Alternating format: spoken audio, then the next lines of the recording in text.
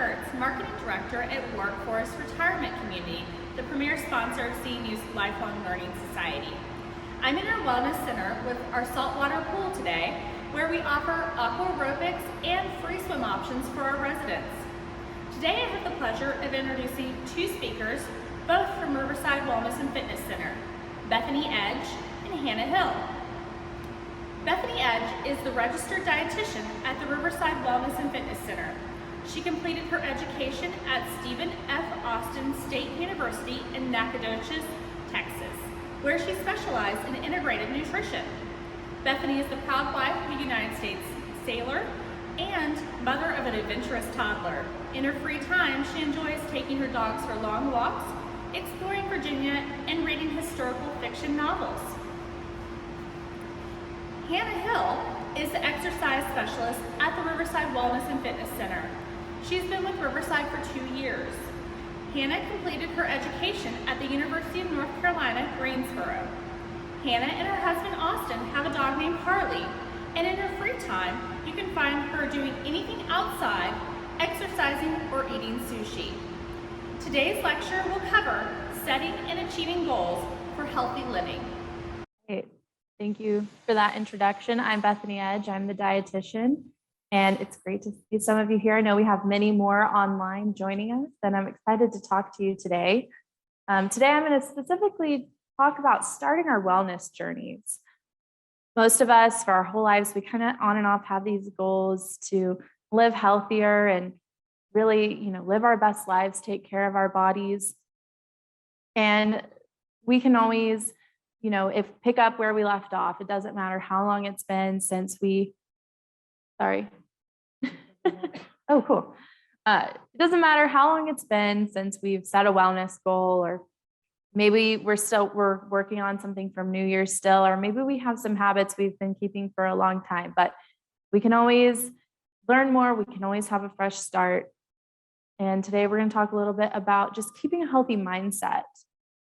So first, we're going to talk about keeping a healthy mindset when it comes to wellness. We're also going to talk about protein, which is specifically important as we get older. And then we're going to share strategies for eating enough protein to promote a healthy weight and healthy aging. A little bit about my story I always like to share. So I was not going to be a dietitian. I got my degree in nutrition, but I said, no way, this is not for me. I have no desire to be a dietitian. I don't want to do any more school. I'm not sure I can teach people. I just felt really uncertain. And somehow I got talked into starting a career teaching high school, where I had to do all of those things. And after about 1.5 years teaching, I found out I was pregnant, and my husband enlisted in the Navy, so we moved. And I ended up deciding to stay home with my daughter. But after she was born, I just could not heal. I could not recover from having a baby. I went to several different doctors. I just was struggling to get answers. And finally, we figured out it was some stuff with my hormones. And I decided to really look at the way I was eating and use what I knew about nutrition to try and support my health. I was told I was going to need to be on these medications for a long time, and I was able to get off all my medications within a couple of months. And I'm not telling you that nutrition will help you get off all your medications in a couple of months. That was just my story. But through that, I really learned that what we eat matters. It can directly affect our health. We can see the benefits almost immediately sometimes of changing our lifestyle and working on what we eat. So I really do believe in what I'm doing here, and I really believe in what I'm sharing, and I'm a personal testament of the power of food. Healthy eating all begins with a healthy mindset. Really, it's about doing our best. It's not about being perfect. Some of the things I encourage my clients to do is set goals to just be 1% better every day. If you're 1% better every day over the course of the year, I believe it'll be 37 times better than you were before. Also, recognizing the value in every effort to be healthy. Just because you had a piece of cake or two after dinner doesn't mean that having a salad at lunch isn't going to have a positive impact on your health. We can also give ourselves permission to be imperfect. We don't live in a perfect world. Life's not perfect. We don't have to be perfect. We don't have to put that expectation on ourselves. When we expect ourselves to be perfect, I hate to say it, but we are all setting ourselves up for failure. And sometimes when we hit that failure, we just decide to give up. So it's better to allow ourselves the freedom to be human than to set these unrealistic expectations that are going to keep us from succeeding. And finally, moving past failures quickly. If you feel like there was a day you just didn't think about what you ate, you know you didn't get your fruits and vegetables in, you had a ton of junk food, maybe it was a hard day, maybe emotionally it was a hard day and you really couldn't think about that kind of stuff, who knows? It's okay to just say, you know what, tomorrow's day one, I'm going to start over and move past today. The most important goal is to establish good habits. Good habits are things that we do most of the time. Not all the time, but most of the time. Something that can be really powerful in creating a healthy mindset around wellness is to tackle all or nothing thinking. This goes back to that perfectionism. So instead of thinking things like, I messed up and ate a piece of cake tonight, I'll have to wait and start my diet over Monday. That's an all or nothing statement, right? Because we had a piece of cake, now we're no longer trying to eat healthy. We have to wait until some future date to start over. No, it's not true. You can say, I ate a piece of cake and I can choose to make a healthier choice at my next meal. And also it's okay to have a piece of cake every now and then. Instead of saying, I missed a day at the gym, I guess I'm not on my fitness program anymore. It's not all or nothing, right? What's something small we can do? I missed a day at the gym. I'll take a short walk with my dogs before bed, right? You're still keeping that habit of exercising every day. Maybe it wasn't as grand as you planned, or you can even say, you know what, I'll go tomorrow. Not all or nothing. I'm trying to be healthy, so I can never have soda again. Instead, we can think, I'm trying to be healthy, so I will try to find healthier drinks I enjoy. I can still have a soda every now and then. I'm from Texas, and I can tell you Dr. Pepper is, I don't know if it's the official drink, but it might as well be.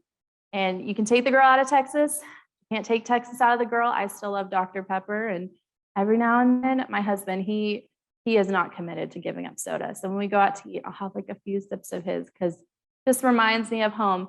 It's okay to have some of these things every now and then. It doesn't have to be all or nothing. If we tell ourselves, I'm never having soda ever again, and all of a sudden we give in a moment of weakness and decide to have a sip or two, we might think, well, I can now drink as much as I want and not care. And there's kind of a sweet spot, right? Between what we eat matters, but there's also room to have some of these less nutritious foods like soda and cake sometimes. It's important to remember that we all progress at different rates. So these are 3 completely made up patients, but pretend that they came in to me, the dietitian, and said, I want to work on my A1C levels. Patient A had an A1C of 11%. That's relatively high.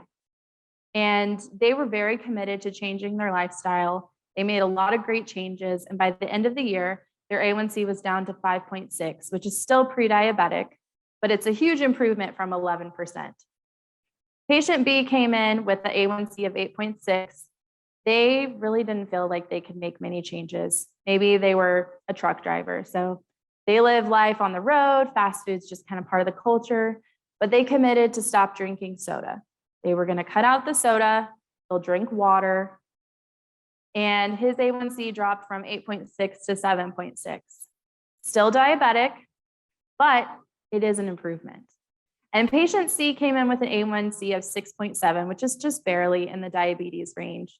We made a few changes, and by the end of the year, their A1C was at 5.4, which is no longer considered in the diabetes or pre-diabetic range. So all of these patients saw different levels of improvement. Patient A lowered their A1C the most. They were still pre-diabetic. So it could be easy for them to compare themselves to the patient C, say, well, I made more changes than he or she did, and why am I still pre-diabetic? But you have to remember, we all progress at different rates. We start at different places. We have different challenges we're facing. Patient B should still feel good about the changes he made, right? He still improved his health. So we really can't compare ourselves, and setting boundaries in our minds and saying, I'm not going to do that is really important to keeping a healthy mindset. So we have a few people here. If you feel comfortable asking, or if you just want to think about it, why is wellness a journey, not a destination?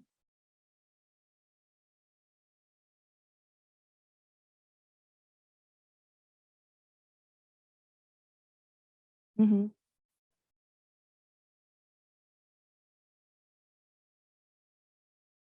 Yes, thank you. You have to continue progressing along. You can't and keep moving backwards and forwards. Say you are setting the goal to lose weight and you are devout, you are going to count your calories and exercise every day and not eat any sugar, and you reach your goal weight. And you're like, okay, I did it. And you stop worrying about your health. You kind of start doing whatever you want. You're not going to stay at that goal weight, right? If you go back to the habits you had before. So we have to remember that it's about the choices we make every single day. And that's why wellness is really about habits, which are things we do most of the time. Not necessarily about being able to hit a certain number, although, it can feel good to see a certain number on the scale or see a lab return with a good value.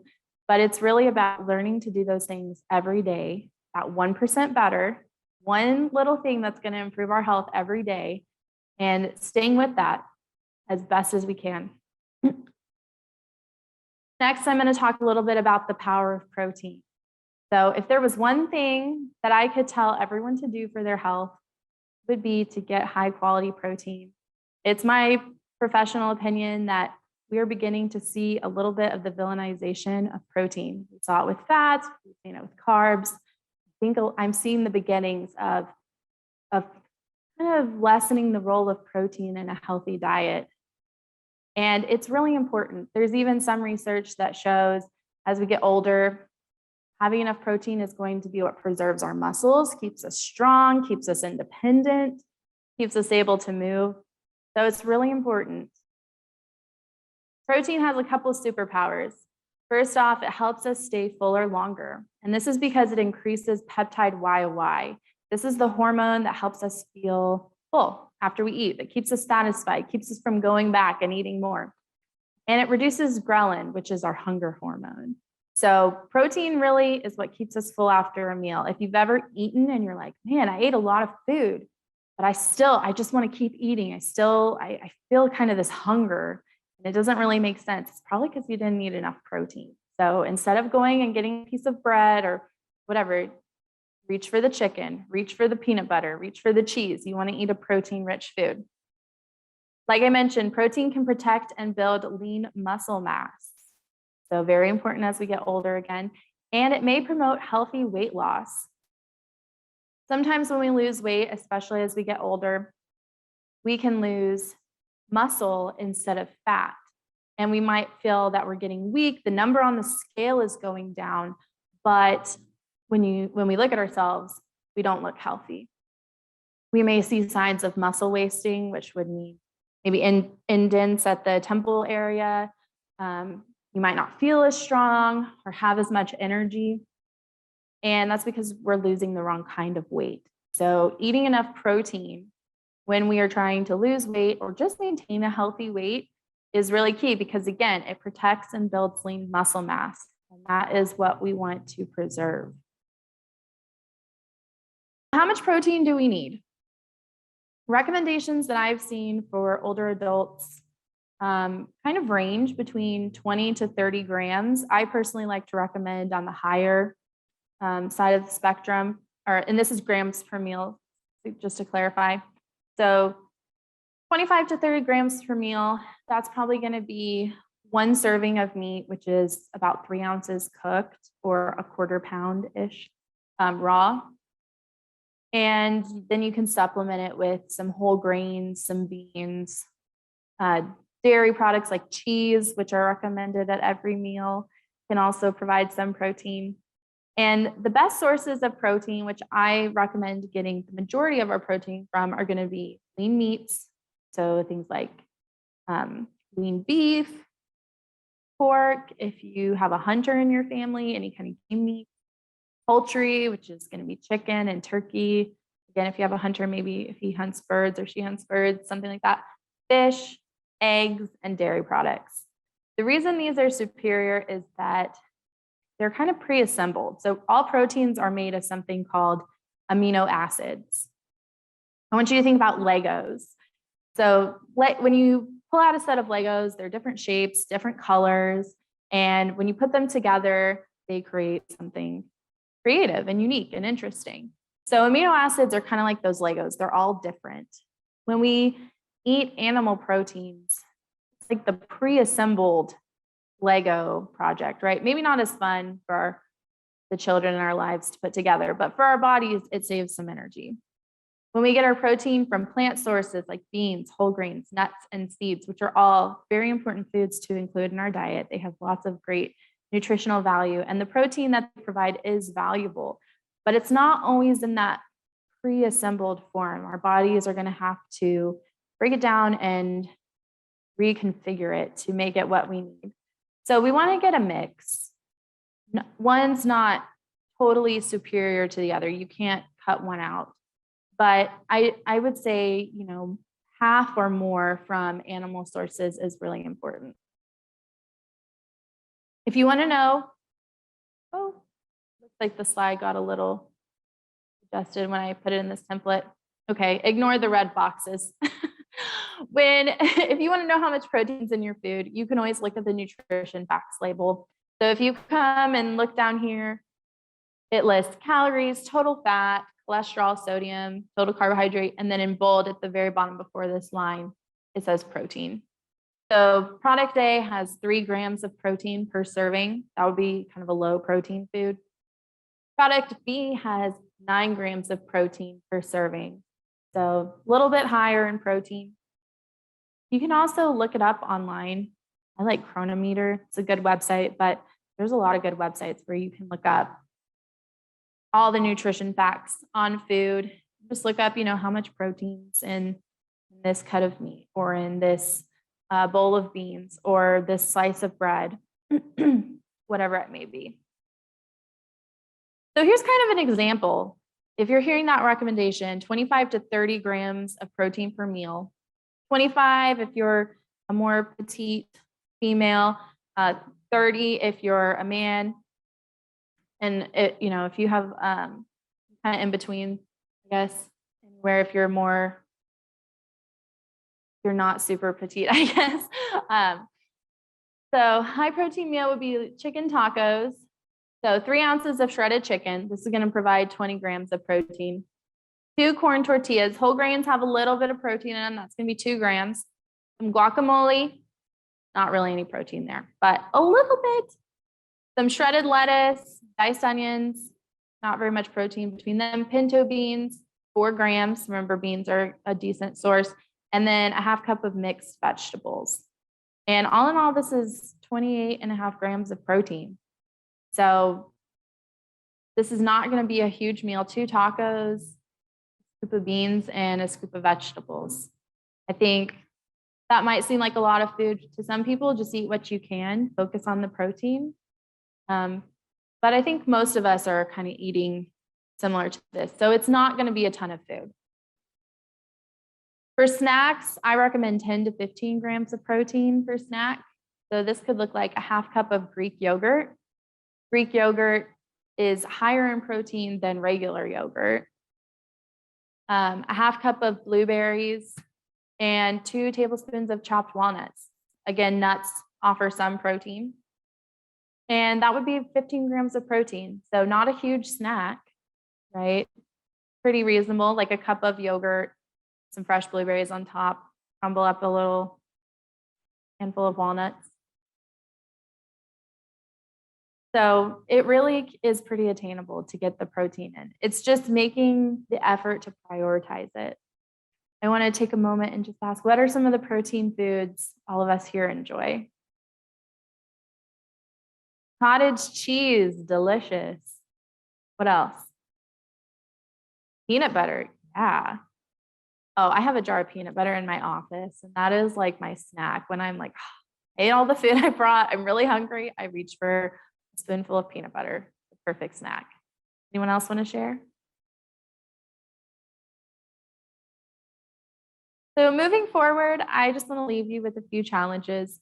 First, ponder your current views on wellness. Do you struggle with all or nothing thinking or comparing your results to other people's? And I want to challenge you to commit to addressing those thoughts in a healthy way.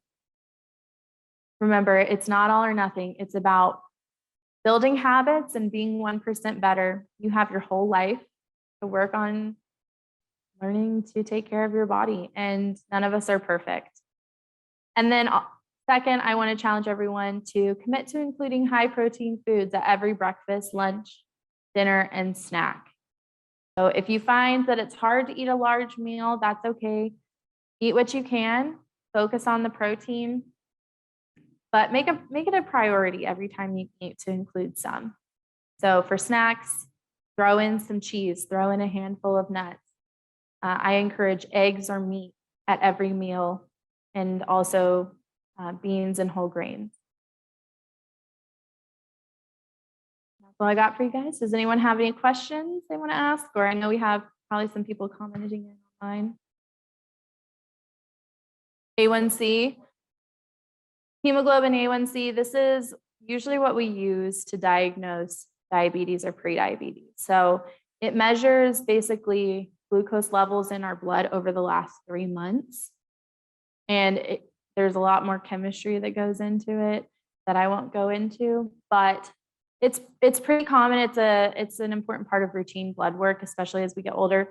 So if you've had a physical lately, your doctor most likely did measure your A1C. You can probably go online to your patient portal with your provider and see what it is on your lab page. And you can look up all the ranges online.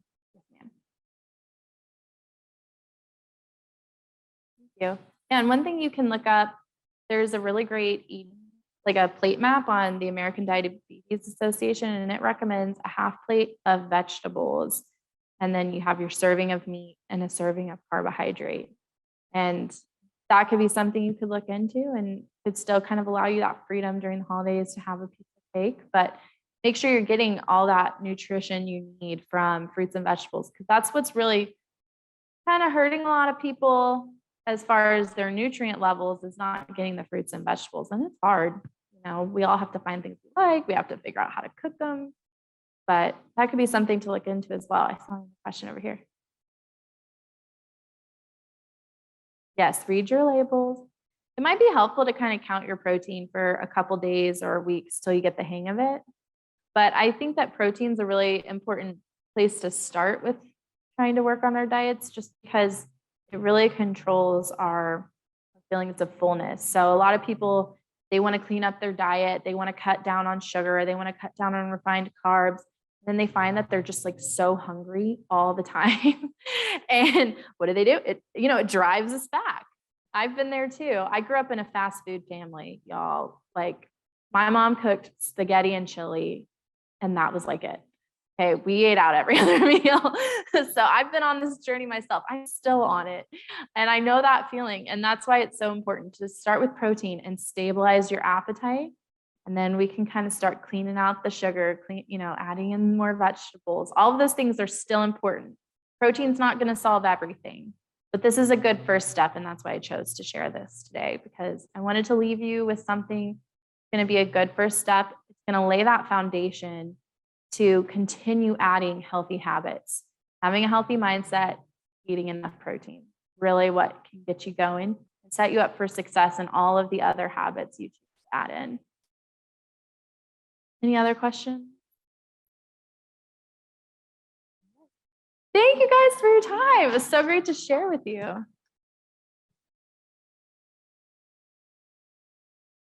Well, good morning. How are we doing this morning? Okay. Yes, fantastic. All right. Like they said earlier, my name's Hannah Hill. I'm the exercise specialist over at the Wellness and Fitness Center. It's like 8 minutes down the road. Easy drive to get here. We're going to talk a little bit today on some easy tips and steps that you can take to stay fit. But first, I want to go over some of the benefits, and then we'll go over some of the roadblocks as well. So it's broken down into kind of 2 different categories, into immediate and long-term benefits of just staying active. Ultimately, it's harder to stay active, especially in the winter months. And as we age, things happen, life events occur, and it kind of just gets lost a little bit in the mix of things. So some of the immediate, it improves your sleep quality. It releases endorphins. So those interact with the receptors in your brain and almost give you like a natural euphoric feeling. The term runner's high, I've never personally experienced that. I hate running, but that kind of term is because of the endorphins that are being released. And it also helps reduce blood pressure. So as we do exercise, the strain on our heart is a little bit higher just because we are moving, we're elevating that heart rate. But ultimately, once we have a nice, good cool down, it does help lower that blood pressure. Long-term brain health, it helps reduce the risk of dementia, Alzheimer's, and as well as depression. It lowers your risk of heart disease as well. I know y'all can read, but bone health, osteopenia, osteoporosis, it also helps with that. Muscular strength exercises are going to be fantastic for that. And some, I can't think of the word, forgive me. I'm a talker, by the way, I'm a rambler, just a forewarning. And it helps us maintain a healthy weight. So some potential challenges, there's kind of, it's not as easy, right, to kind of start getting active or staying active as we might, potentially think that it could be. Financial, social, time, fatigue level, and maybe you've had some just negative experiences in the past with exercise. Maybe you've started your New Year's resolution and you're like, I'm going to walk every day, or I'm going to participate in 30 minutes of exercise a day. And then life happens, it kind of gets a hold of you and kind of drop off a little bit. So here are some ideas to help eliminate those roadblocks. Financially, on a fixed income, it's kind of hard to just come up with the X amount of money every month for a gym membership, which you don't particularly need. You can do plenty of exercise in the comfort of your own home or around your neighborhood. Also, if you're working from home or you live a pretty sedentary lifestyle, wake up and wake up a little earlier if you have kind of an appointment earlier in the morning, or you can also set an alarm on your phone to kind of remind you to kind of get up a little bit, maybe just walk around the kitchen, grab a protein enriched snack, maybe all of that kind of stuff. Also, if you're going to the store and it's possible for you, maybe park a little bit further away from the door. So then you're having to walk a little bit extra.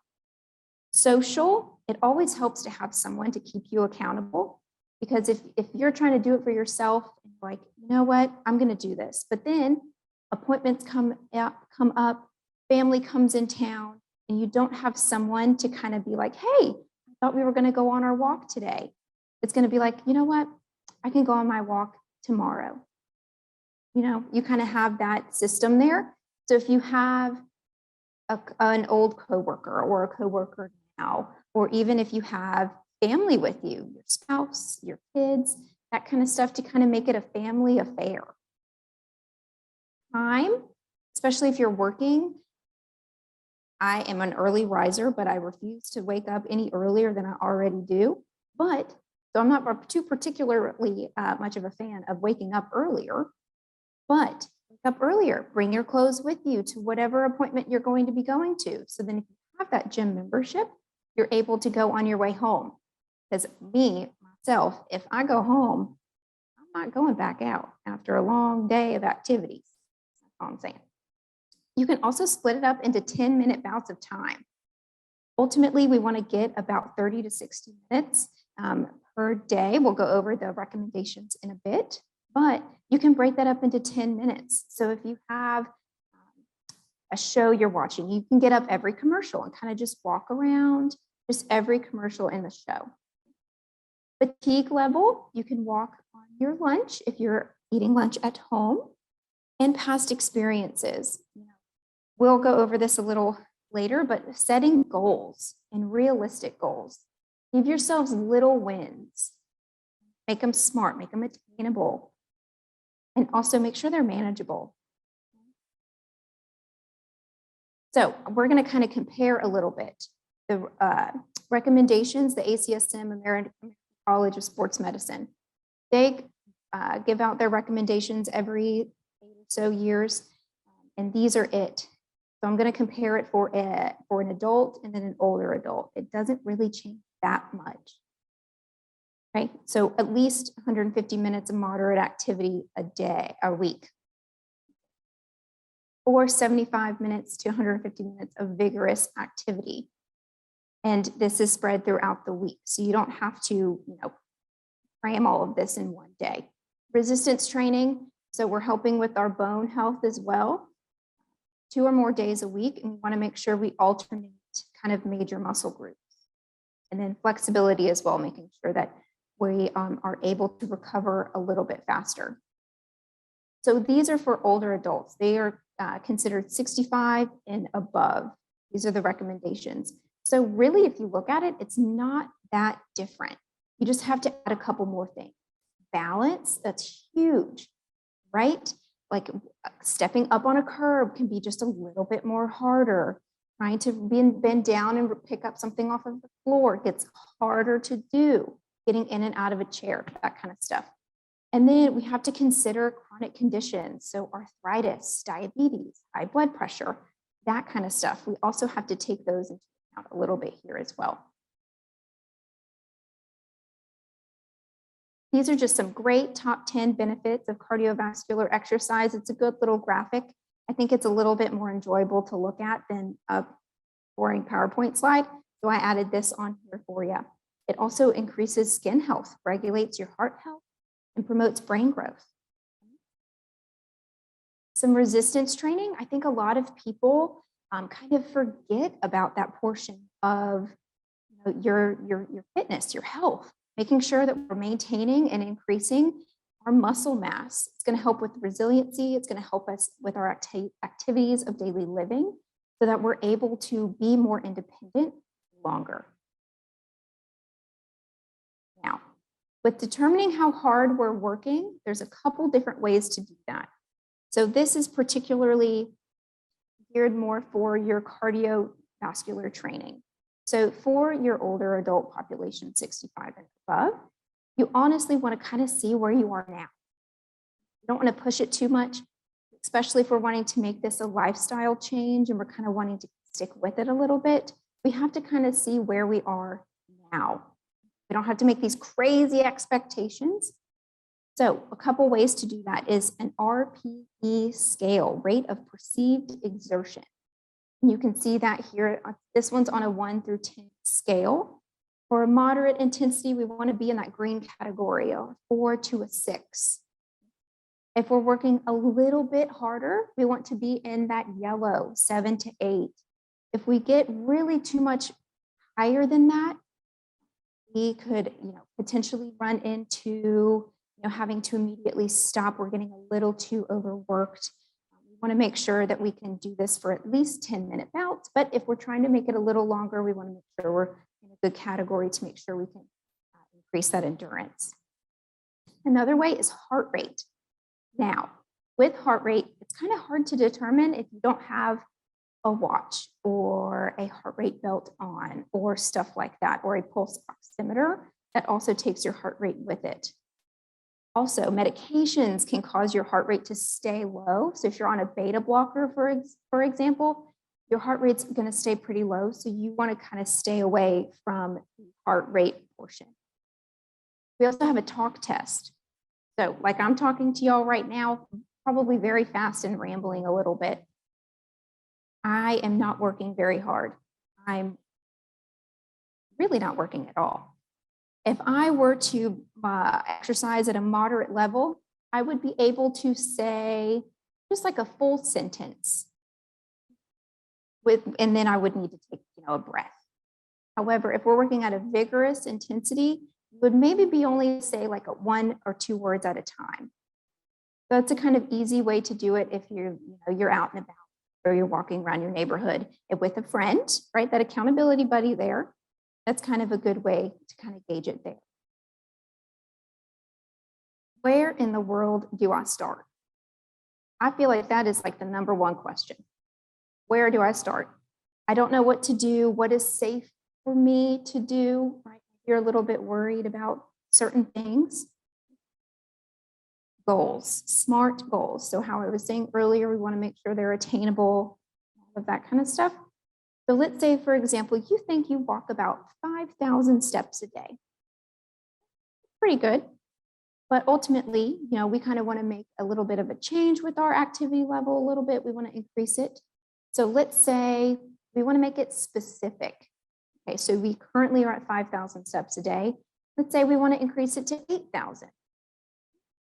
Pretty good, 3,000 more.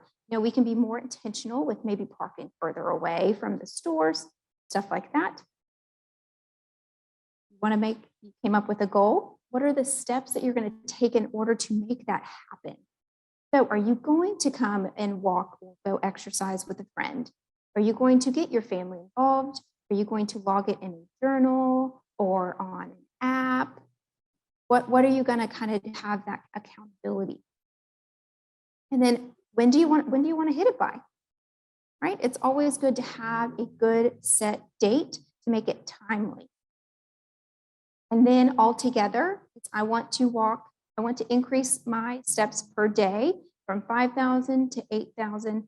I will do this by writing it in my journal, and I will do this by the end of the month. That way, it's a little bit more attainable. You have it very specific. It's measurable as well. If you have a smartwatch or if you have your phone that has the health app as well, like if you have a smartphone, that's an easy way to kind of track your steps there. Now, these are some sample workouts. There's 4 of them. I've broken them down a little bit to upper body, lower body, core. That's another one that's fantastic. People normally just ignore their core, right? Every rotation and balance also comes from your core. So we want to make sure we don't exclude that. And then total body. All of these can be changed and all of them can be done from the comfort of your own home. Now, first one up here of our upper body push-ups. Now, when I usually tell people that we're going to be doing push-ups, they look at me, their eyes get really big and they're like, oh my gosh, I can't get on the floor. I said, we're not doing them on the floor. You can do them on the wall. You can do them on your kitchen counter. And just leaning up against there. So then you don't have gravity working against you too. And you're like, oh my gosh. You can make it easier for you. You can also do a row. So if you don't have a gym membership, you're not interested in getting one, you can use household items instead of weights. If you don't have them at home, you don't have to go buy them. You can use canned goods, bottled water if you have that at home, your Brita filter, that kind of stuff, to make sure that that we're adding that resistance portion in there. We always want to start with a warm up and always want to end with a cool down. We want to make sure that we are properly lowering our heart rate so we don't run into the opportunity of potential passing out, that kind of stuff. We want to make sure we always lower it nice and easy. Don't just jump off the treadmill and just think you're good to go. Kind of cool down a little bit, bring your speed down, work on your breathing a little bit. Squats and sit to stands for that lower body portion, those are awesome. You don't really think about it, how you get in and out of the chair. You just do it. You came and you sat down in a chair, and at the end, you'll get up out of the chair. What are you using? What muscles are you using to get in and out of that chair?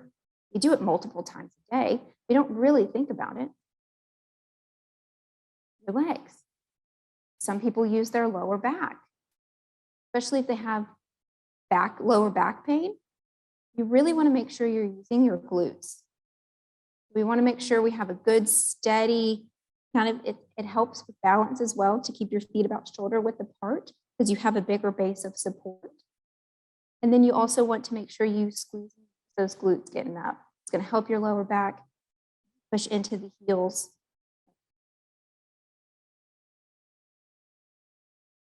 Here are the total body and also making sure that we're keeping a good rotational movement. So a lot of these in the core portion, Those Russian twists, you can also do like a torso twist. You can do it seated, you can do it standing, and you can also do it on the floor if you're able to get on the floor, but that's not necessarily an option if you can't. Again, just twisting, making sure our hips are nice and parallel. And we're just moving our upper body, so we're not swaying back and forth, right? So we have good control. Belly button towards our spine, shoulders back. We gotta always make sure we gotta breathe. Little important for life function. Do we have any questions? All righty, what warm-up recommendations? Well, it depends on the activity that you're going to be doing. If we're going to be walking, for example, a good light stretching is going to be good. So you can do a lot of stretches seated. You can stretch your hamstrings, your quads, your quadriceps, and your calves. You can also do a lot of these on the floor if you're able to get on the floor, but you certainly don't have to. But if you're going to be walking, stretching is fantastic. Maybe start at a little bit of a slower pace than you kind of are trying to get to. So then you're gradually increasing that heart rate. And then once you're done, walk a little slower so you can gradually bring that back down.